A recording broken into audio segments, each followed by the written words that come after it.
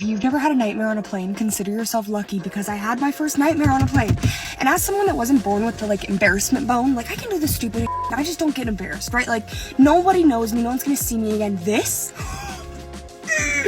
was embarrassing. Yeah, it was. I'm admitting it. So let me run it back to the beginning, okay? I'm sitting in the back of a plane because flight prices are way too expensive. So obviously I'm sitting in the cheap seats in the back where everybody smells like death, myself included.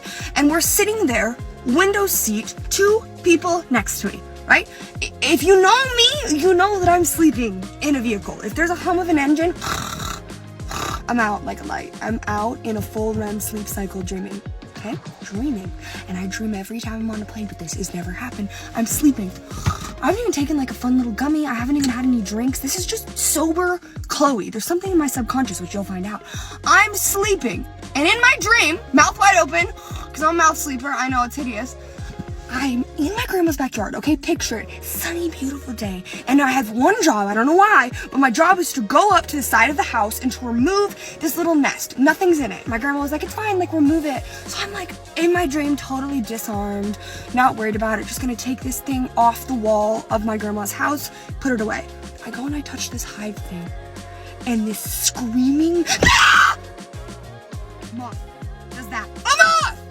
A moth does this in my dream. What do? It's a night flight. All of the lights are off and people are sleeping. This is what happens. Ah! Ah! I start screaming. A baby starts crying in front of me because I'm wailing. The sweet tiny man next to me starts grabbing me and he's like, "You're okay! You're okay!" Turns on the spotlight. So now this black plane is spotlighted with me screaming in my seat. And he's like, "What did you see? What did you see?" And I'm like, "A moth! It was a moth!" And the people around me are like, "What is going on?" So I finally calm down. I'm realizing I'm causing a full-on scene and I'm not sleeping anymore. And I'm just breathing, embarrassed. And I'm like, sorry everyone, I'm good. And the guy next to me is like, "Where did the moth come from? Where did it come from?" I'm like, "Bro, I don't know. Out of a hive, I guess." Racking my disheveled, embarrassed brain. He's like, "Okay." He goes back to reading his book. At this point, I'm wide awake. The baby's still crying from my antics. And I'm confused on why he wanted to know what my bad dream was. Flash forward to when we land, okay? We land. Me and this kind man haven't said anything to each other. He stands up to deboard the plane and he looks at me and he's like, "Chloe, right?" I'm like, "Yeah." I don't even remember telling him my name. I'm like, "Yeah." He's like, you are afraid of something. You are afraid of something that you cannot see.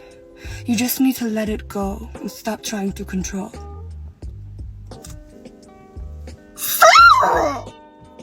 Sir!